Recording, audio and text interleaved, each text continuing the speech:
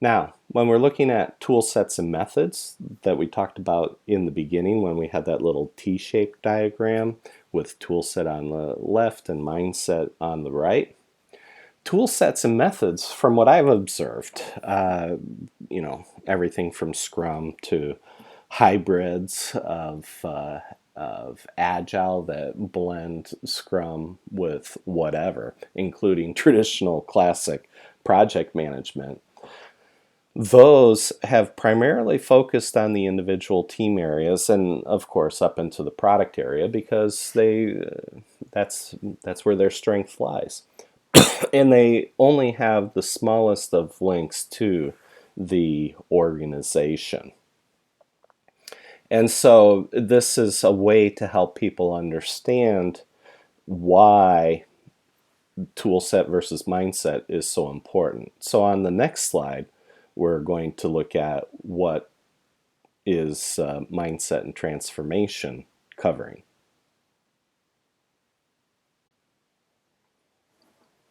In this slide, you can still see tool sets and methods in the background there. But mindset and transformation is in all four boxes. As I said, you cannot transform one area without touching the other three. And so for me, mindset and transformation is a much bigger topic. It requires much more effort, much more discipline to achieve that. And as I shared earlier, the product area includes programs and processes, and it would include roles like program manager, line manager, business owner, things like that. Down in the organization area, there in the right corner, it's going to include things like portfolio managers, senior and executive management, along with the C level.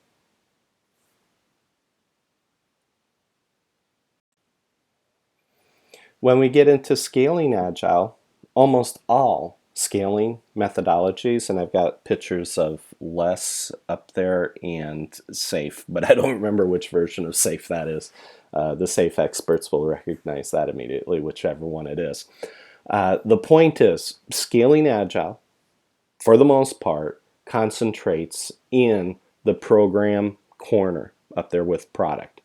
And it's a program level, program management methodology for doing Agile program management. So SAFe, LESS, Scrum at Scale, Nexus, whatever scaling methodology you're using, again, scaling Agile, most of what I've seen out there is that they're taking a tool set view. They give you the structures. They try to talk about values and attitudes, and most of them are predicated on using Scrum. So, for example, SAFe is optimized for all of the teams that are doing the development in all of the multiple teams that they're working with. They call them release trains. All those teams working together on that, the base assumption is that all those teams are using Scrum. Now, they do allow for teams that are using Kanban or other Agile methodologies, but Scrum in the latest numbers is over 70% of all Agile. And those numbers have been pretty stable for the last 4 or 5 years. It goes from anywhere from 70 to 75%, depending on which year. But if it's predicated on doing Agile well at the team level, then that requires that the teams are not only doing Agile, but they're being Agile, that they're not just doing it as a tool set, they have achieved the mindset. And so that has to happen first before you start to scale. But a lot of organizations realize that they're way behind in the game.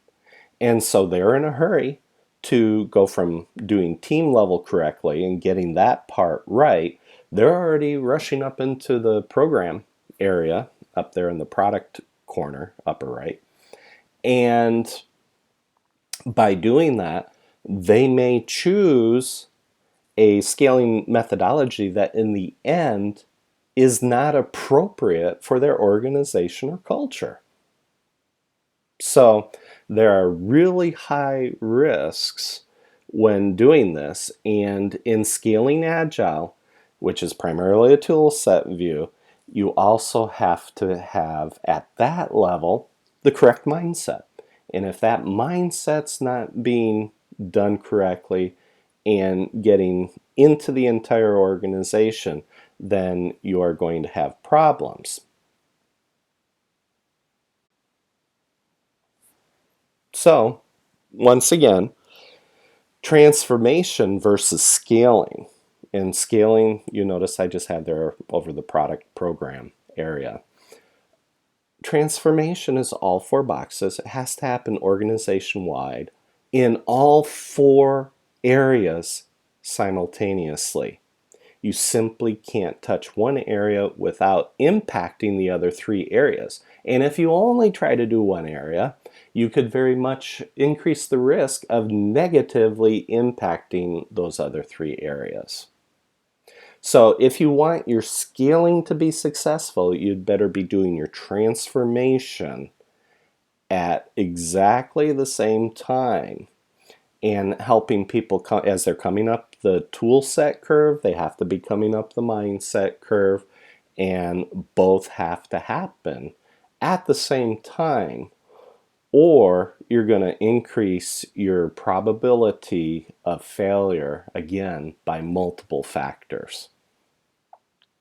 One of the things that we use and have used down through the years, VSPT here on the right originally came from the West Point Military Academy. They had vision, strategy, projects, and tactics.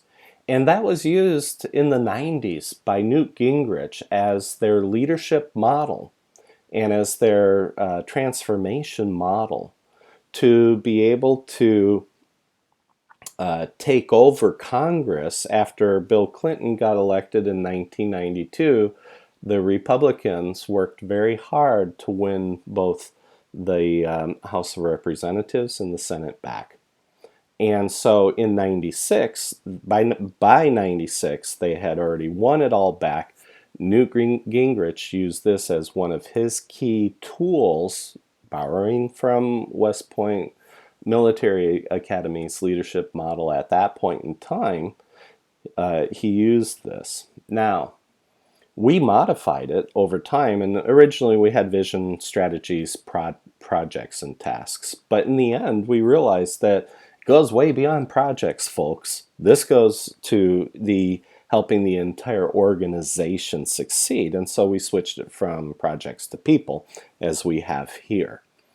And you'll notice that there's a line in between vision, strategy, and people and tasks. That line there represents the disconnect between the vision and strategies of the organization and the people and the tasks. And the more layers that you have in your organization, in your organizational hierarchy, the thicker and bigger that line gets. And so that disconnect is there. And so we use and we start with VSPT in the organization box, but we also use it in the product box, the team box, and the individual box. And all of those have to align. And we use various tools to do that, but we'll come back to that a little bit later.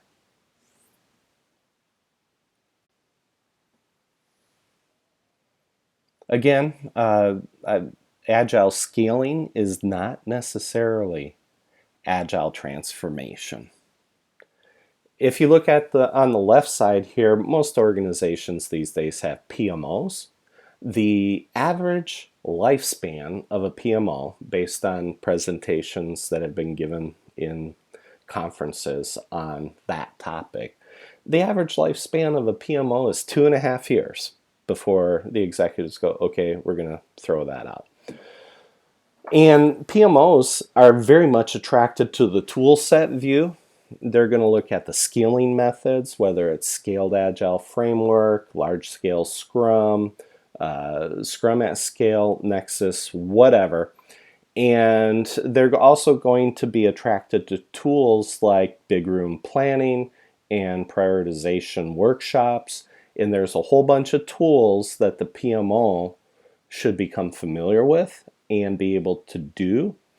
And it's going to be a whole new way of reporting from the PMO on the projects that are becoming agile. So they're going to have to adapt. They're going to have to adapt the tool sets they're using.